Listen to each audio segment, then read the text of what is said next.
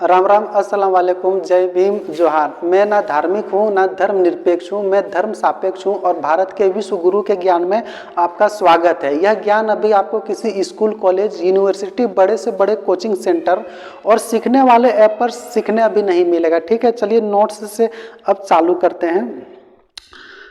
Note से इसका चालू करते हैं। ठीक है, मैंने अपने पिछले पोस्ट एवं वीडियो में एक सवाल उठाया था कि कंप्लीट नॉलेज सिस्टम ज्ञान योग क्या होता है और कैसे होता है। उसका पहला हिस्सा आप यहाँ समझेंगे पार्ट 1/3 में। ठीक है, ये पार्ट 1/3 है। मनुष्य के लिए पूर्ण ज्ञान 3 भागों से मिलकर बनता है। इन तीनों के बिना ज्ञान अधूरा ही रहता है और तब यह सवाल भी अधूरा रह जाता है कि मनुष्य जन्म हमें क्यों मिला।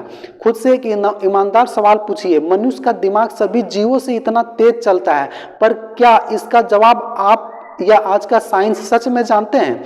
और एक सवाल मेरे बारे में सोचिए, क्या मैं यह सब फेम, फॉलोअर्स या समझ पैदा करने के लिए कर रहा हूँ?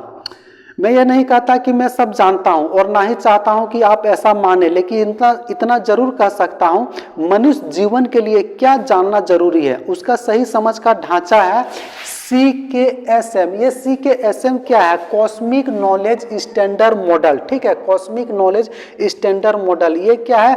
A scientific framework for human knowledge based on cosmological structure.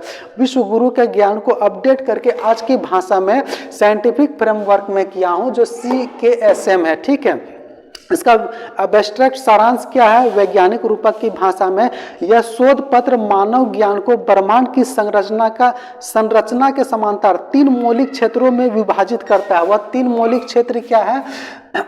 IK है इनर्टिया नॉलेज, विजुअल मैटर आधारित ज्ञान। ठीक है, उसके बाद GK gravity knowledge, dark matter आधारित ज्ञान, SRK डार्क एनर्जी आधारित ज्ञान। ठीक है, तो आज की डेट में यह साइंटिफिक मेटाफोर है, मैथमेटिकल प्रूफ नहीं। पर प्राचीन समय में भी ज्ञान को 3 स्तरों में समझने की परंपरा रही थी।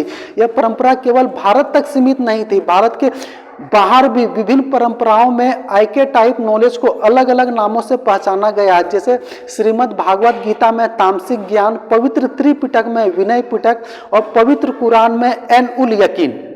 यह उदाहरण धार्मिक श्रेष्ठता या तुलना के लिए नहीं है, बल्कि यह दिखाने के लिए है कि मानव चेतना की संरचना को हर सभ्यता ने अपने अपने शब्दों में पहचाना है। यह मानव चेतना को समझने की एक सिस्टेमेटिक और रेशनल कोशिश है। यहाँ स्पष्ट करना आवश्यक है कि चेतना और आत्मा अलग होते हैं और यह मॉडल केवल चेतना की चर्चा करता है। आत्मा पर चर्चा बाद में की जाएगी, स्टेप बाय स्टेप। तो ज्ञान के 3 क्षेत्र आपने जो देखा, इंटीरियर नॉलेज, यह दृश्य, जड़त्व और उपयोगितावादी ज्ञान है। बाकी IK हो गया, GK और SRK। यह मॉडल यह प्रस्तावित करता है कि जिस प्रकार ब्रह्मांड विजिबल मैटर, डार्क मैटर और डार्क एनर्जी से संचालित होता है, उसी प्रकार मानव चेतना और समाज भी इन 3 ज्ञान क्षेत्रों से संचालित होता है।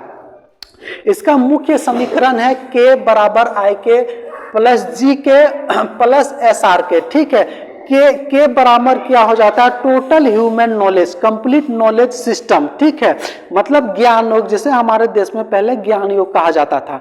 और IK plus GK plus SRK, यह तीनों टोटल ह्यूमन नॉलेज के अनिवार्य हिस्से हैं, बिल्कुल वैसे ही जैसे किसी नौकरी के लिए अनिवार्य योग्यताएं होती है।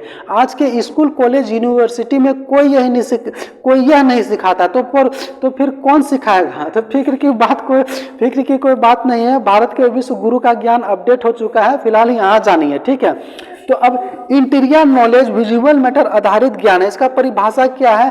यह वह ज्ञान है जो मुख्यतः school, college, technology, engineering, medical, business के माध्यम से प्राप्त होता है। ठीक है, इसकी वैज्ञानिक विशेषताएं क्या है? यह मापने योग्य है, यह दृश्य है, यह दिनचर्या और सिस्टम को चलाता है, पर चेतना की दिशा नहीं बदलता। यह ठीक इनर्टिया की तरह है, मोशन विदाउट डायरेक्शन।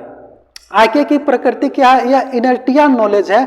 इनर्टिया को आप इनर्सिया भी बोल सकते हैं। ठीक है, मैं इनर्टिया बोलता हूँ, कभी मिस्टेक हो जाता है तो इंटीरिया भी बोला जाता है। तो यह इनर्टिया नॉलेज है, सीमित ज्ञान जो अपने आप में पूर्ण नहीं है। इस IK की परिभाषा क्या है? ऐसा ज्ञान जो काम करता है पर दिशा नहीं देता। वह ज्ञान है जो समाज, सिस्टम और टेक्नोलॉजी को चलाता है, लेकिन यह तय नहीं करता क्यों और किस दिशा में चलना है। आईके गिव्स मोशन नॉट मीनिंग। यही कारण है कि जब समाज केवल आईके पर टिका होता है और जीके प्लस एसआर के अनुपस्थित होते हैं तो पढ़ा लिखा मनुष्य भी भीतर से भटका हुआ रहता है। इसलिए अगर ज्ञान सिर्फ सिस्टम चलाना और पैसा कमाना सिखाए लेकिन जीवन के क्यों और कैसे को वैज्ञानिक रूप से स्पष्ट ना करे तो परिणाम होगा मनुष्य भीतर से असंतुलित, थका हुआ, डरा हुआ, अवसाद और आक्रामक। आज हम क्या देखते हैं, लोगों के पास सब कुछ होते हुए भी मन में उदासी, निराशा, अकेलापन, पैसा है, घर है, नौकरी है, मोबाइल है, लेकिन भीतर शांति नहीं है। मनुष्य दिन ब दिन हिंसक होते जा रहा है क्योंकि जीवन की गति है पर जीवन का अर्थ गायब है। आज की शिक्षा हमें काम करना सिखाती है लेकिन यह नहीं सिखाती कि असफलता जीवन का अंत नहीं होती। इंजीनियरिंग जैसे कठिन सिस्टम है, जब छात्र अपेक्षाएं पूरी नहीं कर पाते तो कई बार वे समय को पूरी तरह विफल मान लेते हैं। इस मानसिक दबाव और दिशा के अभाव में कुछ छात्र मानसिक दबाव में ऐसे निर्णय की ओर बढ़ जाते हैं जिनसे उन्हें रोका जाना चाहिए। यह व्यक्ति की नहीं, ज्ञान प्रणाली की विफलता है। यह चर्चा किसी को दोष देने के लिए नहीं है बल्कि ऐसे निर्णयों को रोकने के लिए है। इसका आईके का निष्कर्ष क्या है? आईके मानव सभ्यता को चलाता है लेकिन मानव चेतना को मुक्त नहीं करता। यहाँ पुनः स्पष्ट है कि यह चर्चा चेतना पर आधारित है, आत्मा पर नहीं। आत्मा पर चर्चा आगे की जाएगी स्टेप बाय स्टेप।